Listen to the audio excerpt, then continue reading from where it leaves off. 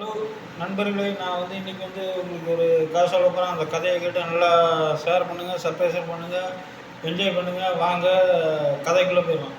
ஒரு காட்டில் 4 எருமைங்க ஒற்றுமையாக வச்சுட்டு அது எங்கே போனாலும் ஒற்றுமையாக தான் புல்லுமையும் இப்படியே ஒற்றுமையாக இருக்கும். இப்படி இருக்கும்போது என்ன ஆச்சு, ஒரு நாள் அந்த காட்டு சிங்கராஜா சிங்கம் என்ன பண்ணியிருக்கு, இந்த 4 எருமையும் போய் பிடிக்க போயிருக்கு.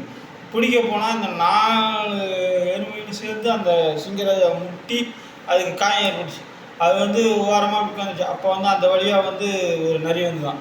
நரி வந்தோடனே, என்ன ராஜா, காட்டு ராஜாவுக்கே இந்த நிலைமையா, என்ன ராஜா இப்படி ஆயிடுச்சு உங்களுக்கு அப்படின்னு. இந்த மாதிரிப்பா, நான் 4 எருமைங்கிறது அதை போய் வேட்டையாட போனேன். அப்போ வேட்டையாட போகும்போது 4 எருமை மாடு சேர்ந்து என்னை முட்டி இந்த மாதிரி ஆகிடுச்சு. உடனே சிங்கராஜா சொல்லியிருக்கு, நான் எப்படியோ அந்த 4 எருமையும் வேட்டையாடி சாப்பிடணும் அப்படின்னு. அவ்வளோதானே ராஜா, ஏன்ட்ட விட்ருங்க, நான் உங்களுக்கு அந்த 4 எருமையும் வேட்டையாடி சாப்பிட்றதுக்கு ஏற்பாடு பண்ணுறேன்னு.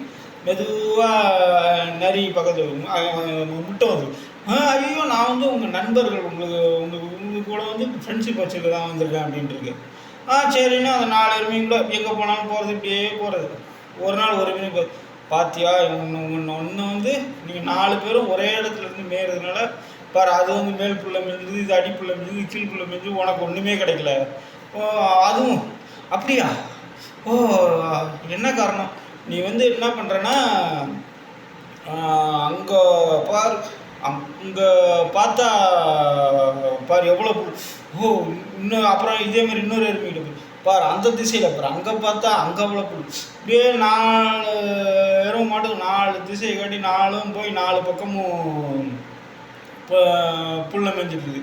அப்புறம் மெதுவாக நிறைய ராஜா, இப்போ பாருங்கள், 4 பேரும் நான் சொன்னது உண்மை நம்பி தனித்தனியாக போயிட்டாங்க.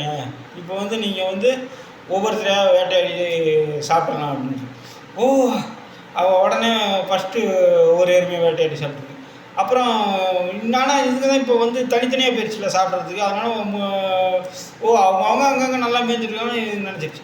அப்புறம் அடுத்த நாள் இன்னொரு எருமையை பிடிச்சி சாப்பிட்டுச்சு. அப்புறம் அடுத்த நாள் இன்னொரு எருமையை பிடிச்சி சாப்பிட்டுச்சு.